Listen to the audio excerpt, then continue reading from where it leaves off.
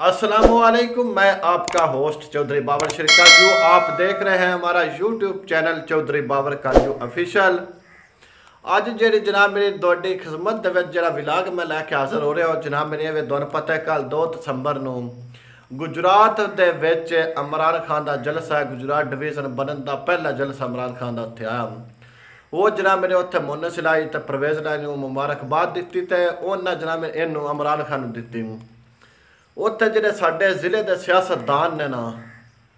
ਇਹਨਾਂ जनाब मेरी भरपूर तरीके ਨਾਲ शिरकत की। तो जनाब मेरी जी अज वीडियो मैं शुरू कर लगा विलाग ये बड़ा दिलचस्प है अपने इन्होंने सियासतदाना वास्ते।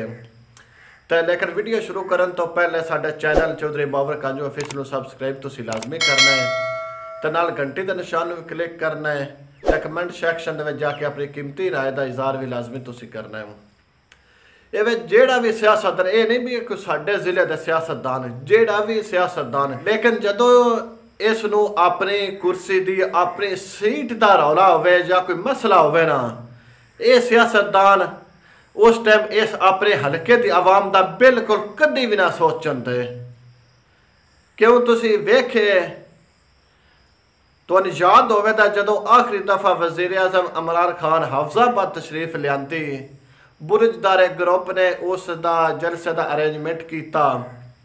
जिन्हें विच MP ममून जाफर तारड़ शिरकत नहीं की। हालांकि उसनू उस वक्त दे वज़ीर पंजाब समान बुज़दार ने भी लाहौरों आख्या सी उस टाइम लाहौर से भी आ साडे नाल चल तू साडे नाल जाना तू उन्हां दी तरफों या अपनी तरफों नहीं जाना। कुर्सी भी बकायदा तौर पर उन्हें उत्ते लगी आई लेकिन ममून आख्या मैं कतन वास्ते नहीं जा रहा जिथे बुरजदारा ग्रुप होवेगा उत्थे ममून जाफर तारड़ ना शिरकत करेगा। लेकिन अगर ये भी बुरजदारा ग्रुप कहलवाते बड़े शहनशाह ते मेरे तरक्की कहलवाते अगर ये भी अज गल वेंदे कल उत्थे जलसे शिरकत ना करते। क्यों पहले नंबर ते इन्हां गुजरात डिवीजन नूं तस्लीम ही नहीं किया इतजाज किया प्रेस कॉन्फ्रेंसा कीतियां बड़े रौले ना पाए भी असी नहीं गुजरात डिवीजन तस्लीम करते एक मुक्की।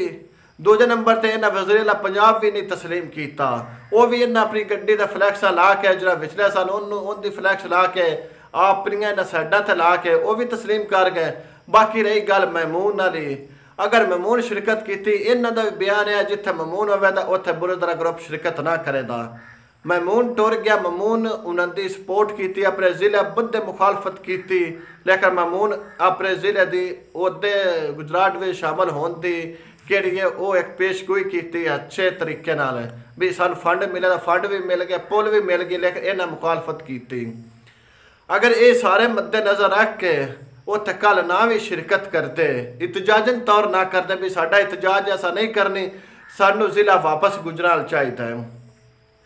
तो लेकिन इन्हें फिर भी शिरकत कर ली। क्यों की ना बहुत सीट अपनी प्यारी आना इमरान खान नाल इन्हां दा कोई नहीं एडा लालच या कोई सिर्फ अपनी सीट खातर गए अपना जनाब रैलियां लैके गए अपने जनाब पूरा एक प्रोटोकॉल नाल उत्थे गए या उत्थे जाके टुर भी गए ने अगर उत्थे जाके भी आंदे भी साडा जिला इदों कड्डो सन गुजरात डिवीजन में ईरान दे उत्थे तजाजन तौर भी गल करते शायद वो की आंदे टई टई ना टई रौले ही सही लेकिन इन्हें फिर भी गल नहीं की। इत्थों तुसीं समझ लो भी ये सियासतदान अपनी कुर्सी ते या अपनी सीट नूं किस तरह करते हैं किवें थल्ले लग जाते हैं। अगर इतजाजन तौर ना भी जाते की होना सी इमरान खान ये आते भी साडा जिला वापस कर असीं फिर आने भी असीं इतजाजन तौर शिरकत नहीं करते लेकिन क्यों की सिर्फ अपनी सीट नूं या टिकट के लालच नूं ये सियासतदान बड़ा कुछ कर जाता लेकिन जदों एक गल वोटरां ते आउंदी है अगर एक वोटर नून वाला PTI जाता तो PTI वाला नून चाहता है उधर उस ते इंतकामी कार्रवाइयाँ शुरू हो जांदियां ने उनदे ते परचे उनदे ते जनाब मेरी टैक उनदे ते इदो दो काम शुरू हो जाते जदों यही MNA MPA